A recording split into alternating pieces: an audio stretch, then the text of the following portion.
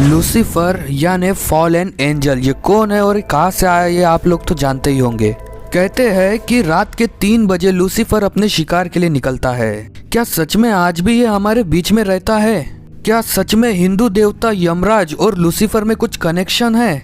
बहुत से ऐसे भी लोग हैं जो इन दोनों को एक ही मानते हैं। आज मैं आपके मन के सारे डाउट्स क्लियर कर दूंगा, बस इस वीडियो को आखिरी तक जरूर देखना। तो सबसे पहले हम जान लेते हैं कि लूसीफर कौन है। हेब्रो में लूसीफर का अर्थ होता है हेलेल, जिसे इंग्लिश भाषा में ब्राइटनेस भी कहा जाता है। लूसीफर का एक और मतलब होता है मॉर्निंग स्टार। अब आपको लग रहा होगा ये तो शैतानों का राजा है जो हेल में रहता है, तो इसके नाम का अर्थ इतना अच्छा कैसे, इसे ब्राइटनेस से क्यों रिलेट किया जाता है?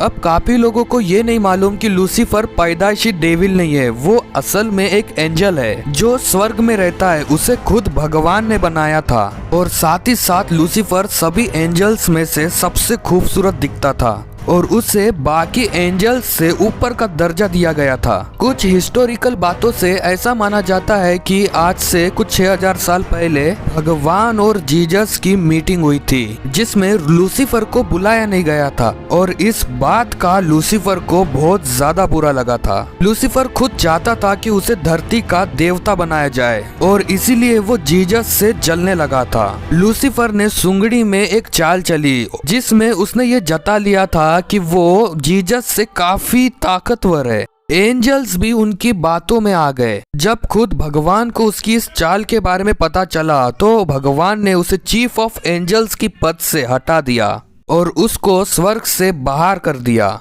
अब लूसीफर को लोग सैटन के नाम से जानते हैं और उसके जो फॉलोअर्स है वो अब डीमंस में बदल गए हैं, आई मीन इविल्स। लूसीफर अब हेल पर राज करता है और वो नर्क में रहता है। अब वो हमेशा के लिए भगवान के खिलाफ हो गया है। तो गाइस ये हो गई लूसीफर की ओरिजिन कहानी। तो अब इस मिथ को हटा देते हैं कि यमराज और लूसीफर एक ही है। मुझे लगता है कि काफी लोग ऐसा समझते हैं कि लूसीफर और यमराज एक ही है। So basically Lucifer God of hell, मतलब वो नर्क का देवता है और वो कोई शैतान नहीं है, वो एक पैदाइशी एंजल है। बस वो भगवान के खिलाफ हो गया। और यमराज है God of death. Basically Yamraj का काम तो ये है कि लोगों को नर्क या स्वर्ग तक पहुंचाना। That's it. इसलिए ये दोनों एक नहीं है, इन दोनों में जमीन आसमान का फर्क है। यमराज आपको कभी नहीं कहता कि आप गलत काम करो, उसका काम सिर्फ आपको जज करना है। बट लूसीफर चाहता है कि तुम गलत काम करो और उसके अनुयायी बन जाओ, आई मीन फॉलोअर बन जाओ। सो गाइस आई होप आप समझ गए होंगे। अब बात कर लेते हैं कि रात के 3 बजे क्या सच में शैतान का समय होता है?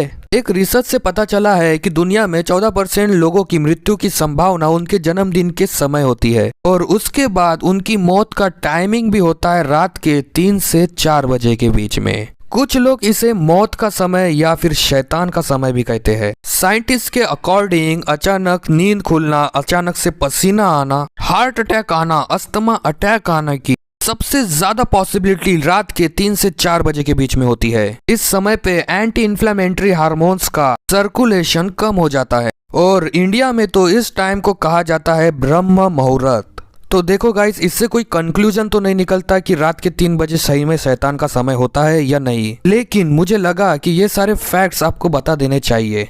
सो अभी तक वीडियो को देख रहे हो तो प्लीज चैनल को सब्सक्राइब कर देना और बेल आइकन दबाना मत भूलना। मिलूंगा इस एक वीडियो के साथ। So till then bye bye.